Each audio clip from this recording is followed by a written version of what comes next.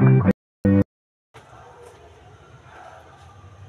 física la vemos diario.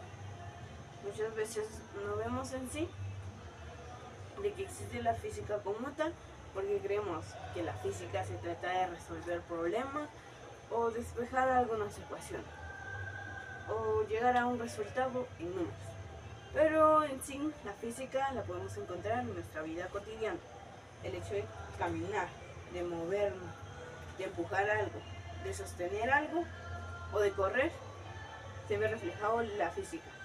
Eso quiere decir que en cada actividad que hacemos, nosotros hacemos física.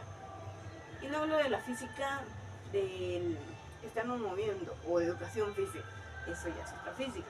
La física aquí en sí nos explica por qué razón sucede tal acción, por qué razón pasa aquello. Y por esa misma razón es aquí donde viene Newton, que nos viene a dictar sus 3 leyes. Un postulado que nos viene a decir o enseñar por qué razón ocurre tal. Newton, una de las personas que nos dejó con un gran conocimiento sobre y que nos impuso así 3 leyes fundamentales de la física. La primera ley que dice que todo objeto que permanece en reposo queda en reposo y que todo objeto que permanece en movimiento sigue en movimiento, o también conocida como la ley de la inercia.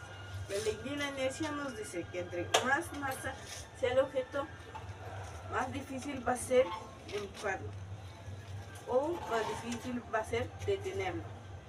Un ejemplo claro que podemos ver ahorita sobre acerca de la primera ley es de ver esta silla sobre este vaso y este vaso sobre ella.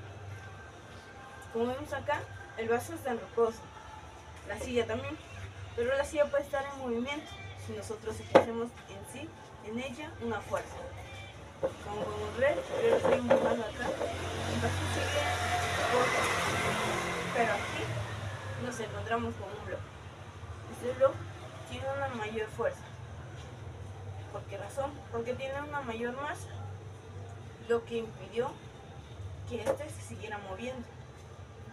¿Por qué razón? Porque este tiene menor masa, así que no pudo seguir continuando. Y es así como notamos que el vaso en sí no se movió, el vaso quedó en reposo. Eso quiere decir de que aquí se cumple la primera ley de Newton. Entonces se dice que si un objeto permanece en reposo, queda en reposo, al menos que una fuerza en sí lo lleve o cambie de dirección. ¿Y por qué razón el vaso está acá y no se movió? Bueno, la primera razón fue por la gravedad. Sabemos que en el mundo o que en nosotros existe una gravedad de 9.8 metros sobre segundos al cuadrado, lo que hace que nosotros estemos adheridos a la tierra o al suelo. De lo contrario, estaríamos volando. Si fueran en el espacio, estaríamos volando, porque en sí, en el espacio no existe una gravedad que nos sujeta o nos atrae a tal punto. A diferencia de esto, sí. Sabemos y qué es lo que atrae en sí la gravedad, pues una masa. Y sabemos que en sí el vaso cuenta con una masa. Una masa que podríamos decir que se mide en kilogramos por gramo. Podríamos decir que tiene medio kilo el vaso.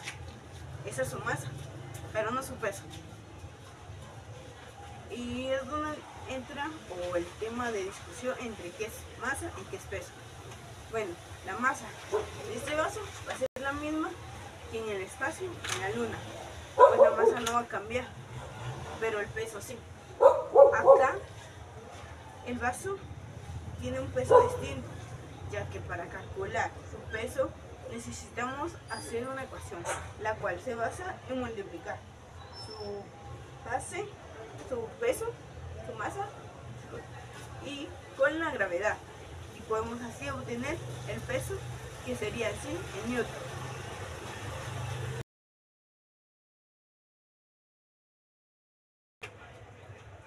Segunda ley de Newton nos dice que la fuerza es igual a la masa por la aceleración. Eso quiere decir que para mover un objeto con mayor masa necesitamos otro objeto que sea el doble o un poco mayor a la masa del objeto que se quiere mover. Como podemos ver acá, tenemos dos vasos. Están sujetos hacia un lazo solo. Estos dos, si los colocamos acá, podemos ver que cuentan con la misma masa, y que quedaron en la misma posición. Ni uno se movió más abajo ni otro tan arriba. Fue mínima la distancia entre estos dos. Pero si colocamos una libra de sal, eso quiere decir, en este vaso aumentaría la cantidad de masa de este objeto, lo que haría que el otro subiera. Eso quiere decir que empujáramos este objeto en tal hacia arriba, ya que aquí existe una mayor masa, y entre mayor masa mayor fuerza será. En sí, la fuerza consta y se basa en la masa, en la dirección y en un sentido. La dirección podemos decir de que es norte, sur, oeste. Sentido podemos decir que es abajo o arriba. Y es aquí donde se da o se cumple la segunda ley de Newton. Lo otro que se dice es de la aceleración. Como podemos ver aquí, la aceleración en sí es la fuerza que se interviene. No solo eso, sino que para en sí saber o conocer la aceleración necesitamos conocer la distancia que se recorrió y el tiempo en el que lo hizo. Otro dato se podría, o otra cosa que observamos aquí fue la velocidad. ¿Con qué velocidad? Pues la velocidad consta de sentido, dirección y aceleración. Eso quiere decir que el tiempo en sí, aquí existe un sentido, una dirección y una aceleración. Y es aquí en donde entonces cumplimos la segunda ley, que nos indica de que para mover un objeto tenemos que tener otro objeto de mayor masa para mover tal objeto. De lo contrario, no se podría mover o hacer tal movimiento. Es como cuando nosotros cargamos algo. Nosotros contamos con una masa, pero si el objeto que cargamos tiene una masa menor a la nuestra, somos capaces de cargarlo. Si esto no fuera posible, necesitaríamos a más personas. Eso quiere decir que entre más masa se podría sostener, ya sea cargar o empujar un objeto con mayor masa que nosotras, pero gracias a otras masas que se unirían, se permitiría tomar la acción de levantar. Tercera ley de Newton. Nos dicen que toda acción tiene una reacción.